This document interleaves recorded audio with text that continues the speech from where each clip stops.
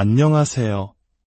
오늘 우리는 한 가지 깊고도 어려운 질문을 함께 탐색해보고자 합니다.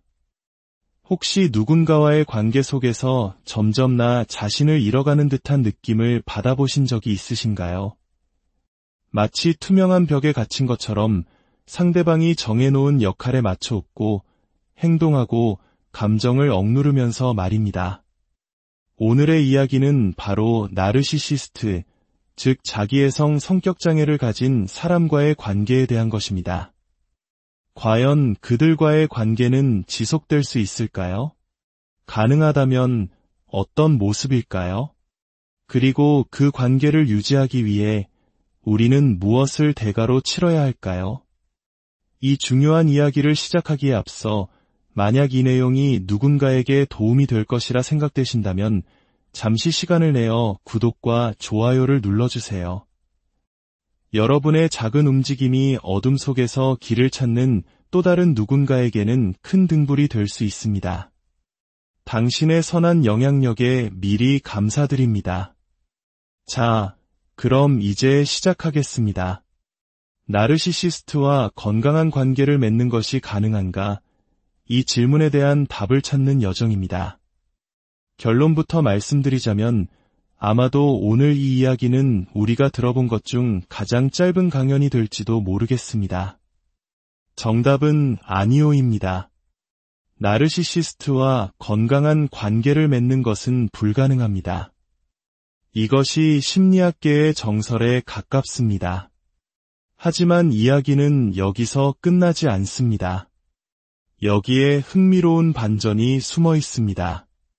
건강한 관계는 불가능하지만 어떤 사람들에게는 만족스러운 관계는 가능할 수도 있다는 것입니다.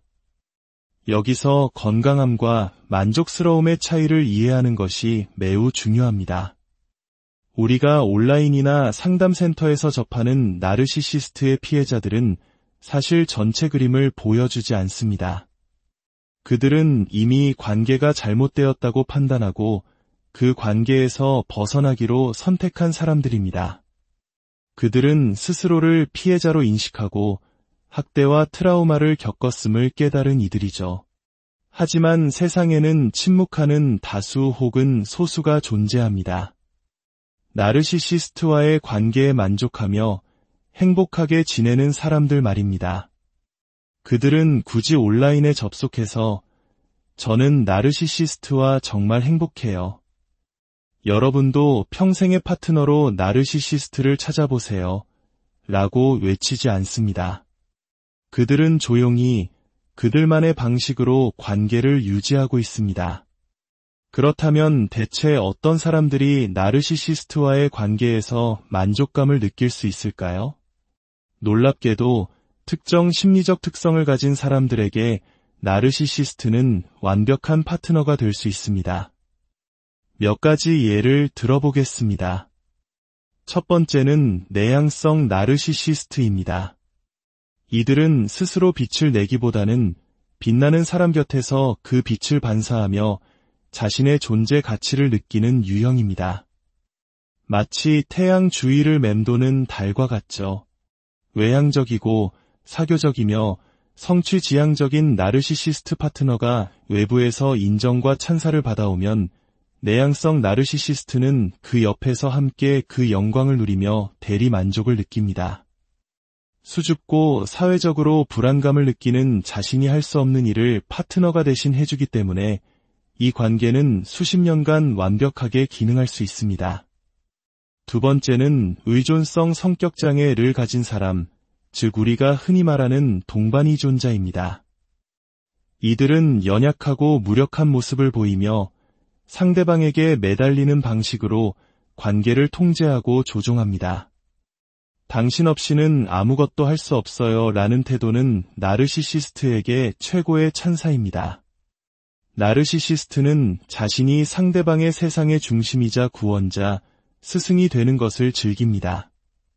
한쪽은 의존할 대상이 필요하고 다른 한쪽은 숭배받을 대상이 필요하니 이 둘의 병리적 궁합은 놀라울 정도로 잘 맞을 수 있습니다. 세 번째는 경계선 성격장애를 가진 사람입니다. 이들의 감정은 극심하게 불안정하며 마치 폭풍우 치는 바다와 같습니다.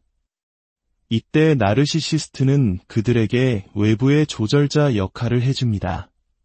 든든한 바위처럼 그들의 감정 기복을 잡아주고 혼란스러운 내면 세계의 질서를 부여해줍니다. 경계선 성격장애를 가진 사람에게 나르시시스트는 세상의 중심이자 특별한 존재가 되고, 나르시시스트는 이러한 역할을 맡는 것을 더할 나위 없이 기뻐합니다. 서로의 상처와 결핍이 기묘하게 공명하며 서로를 끌어당기는 것이죠. 이처럼 두 사람의 병리적 상태가 서로의 필요를 완벽하게 충족시키는 경우가 존재합니다. 가학적인 성향의 사디스트와 피학적인 성향의 마초히스트 커플을 상상해보세요. 이 관계가 건강하다고 말할 수 있을까요? 당연히 아닙니다.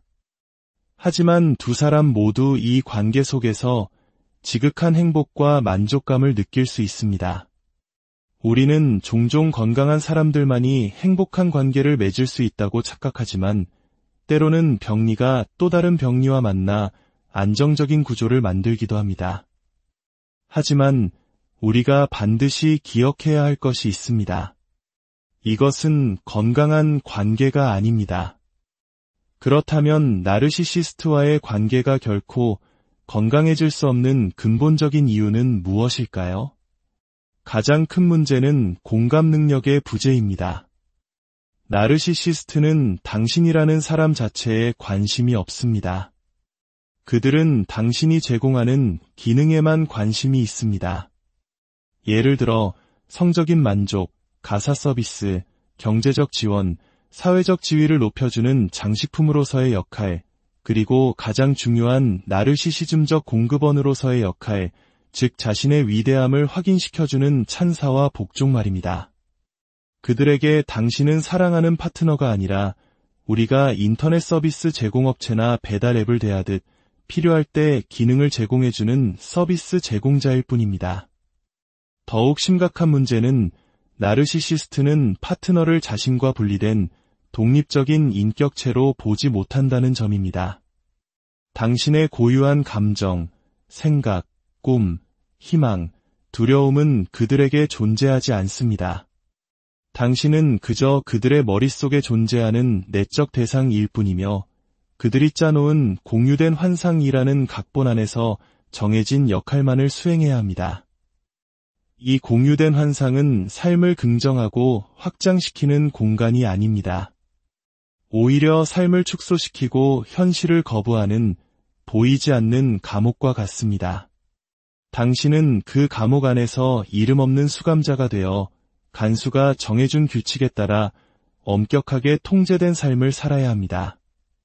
만약 당신이 그 각본에서 조금이라도 벗어나려 하면, 예를 들어 개인적인 성장을 추구하거나 독립적인 생각을 표현하거나 자율적인 행동을 보이면 그 환경은 즉시 처벌적으로 변하고 당신을 위협하며 고립시킵니다. 가족이나 친구, 심지어 직장 동료와의 관계까지 차단하여 당신을 오직 자신에게만 의존하게 만듭니다. 이것이 바로 나르시시스트가 사용하는 가스라이팅의 본질입니다. 그들은 당신의 현실 검증 능력을 교묘하게 파괴합니다. 당신은 점차 자신의 판단을 의심하게 되고 현실을 해석하기 위해 나르시시스트의 시선과 이야기에 의존하게 됩니다. 이게 진짜일까? 내가 너무 예민한 건가?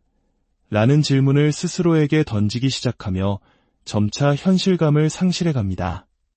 많은 피해자들이 나는 그에게서 벗어날 수 없어 라고 느끼는 이유는 실제로 물리적인 제약 때문이라기보다는 바로 이처럼 정신적으로 포로가 되었기 때문입니다. 나르시시스트는 당신의 인식을 조작하여 당신을 성장시키는 모든 긍정적인 요소들을 위협적인 것으로 둔갑시킵니다. 예를 들어 건강한 성장은 상실과 고통을 통해 이루어집니다. 이별의 아픔, 실패의 쓰라림은 우리를 더 강하고 현명하게 만듭니다. 하지만 나르시시스트는 당신을 세뇌시켜 상실이라는 개념 자체를 당신을 완전히 파괴하고 집어삼킬 끔찍한 괴물로 여기게 만듭니다. 그래서 당신은 이별 후에 찾아올 상실과 슬픔을 병적으로 두려워하며 감옥 같은 관계를 떠나지 못하게 되는 것입니다. 결국 나르시시스트는 당신이 정신건강 그 자체를 두려워하고 피하도록 만듭니다. 만약 지금 이 이야기를 들으면서 당신의 관계가 의심스럽다면 스스로에게 몇 가지 질문을 던져보세요. 이것이 바로 당신의 관계가 유해하다는 경고 신호입니다. 첫째, 나는 이 사람을 만나기 전과 비교해서 어떻게 변했는가를 자문해보세요. 예전에는 의심이 없고 낙관적이었는데 지금은 늘 불안하고 편집증적인 모습을 보이지는 않나요? 예전에는 꽤 행복한 사람이었는데 지금은 대부분의 시간을 우울하게 보내고 있지는 않나요? 당신의 본질적인 모습에서 멀어지고 있다면 그 관계가 당신을 그렇게 만들고 있는 것입니다. 둘째, 당신의 직감을 믿으세요. 진화의 과정에서 인간은 다른 사람을 판단하는 직관을 발달시켜 왔습니다. 연구에 따르면 사물이나 사건에 대한 우리의 직감은 50% 정도 빗나가지만 사람에 대한 직감은 90% 이상 정확하다고 합니다. 만약 당신의 마음 깊은 곳에서 계속해서 불편함과 불안함의 경고음이 울린다면 그것을 무시하지 마세요. 그 불편함이야말로 무언가 잘못되었다는 가장 강력한 증거입니다. 궁극적으로 나르시시스트와의 관계를 유지하기 위해 당신이 치러야 하는 대가는 너무나도 큽니다. 그것은 바로 당신의 존재 그 자체입니다. 나르시시스트와의 관계에 존재하기 위한 유일한 방법은 역설적이게도 당신 스스로가 사라지는 것입니다. 당신이 당신의 생각, 감정, 욕구를 가진 하나의 독립된 존재가 되는 순간 당신은 처벌받을 것입니다. 그래서 당신은 서서히 자신을 지우고 자신의 일부를 잘라내고 스스로를 부정하며 결국 희미하게 사라져가는 법을 배우게 됩니다. 나르시시스트의 이상적인 파트너는 영혼 없는 고대 이집트의 미라와 같다는 말이 있습니다.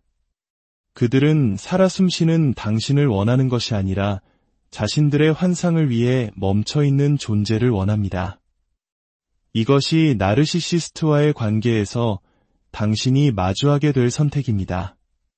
관계 속에 머물기 위해 당신의 정신 건강과 자아, 그리고 당신의 존재 자체를 포기하시겠습니까? 아니면 그 모든 것을 지키기 위해 고통스러운 상실을 감수하고 떠나시겠습니까? 이 질문에 대한 답은 오직 당신만이 내릴 수 있습니다. 만약 오늘의 이야기가 당신의 마음에 깊은 울림을 주었다면 당신은 혼자가 아님을 기억해 주십시오. 도움을 구하는 것은 나약함의 증거가 아니라 자신을 되찾기 위한 가장 큰 용기입니다. 부디 당신의 여정에 이야기가 작은 등불이 되기를 진심으로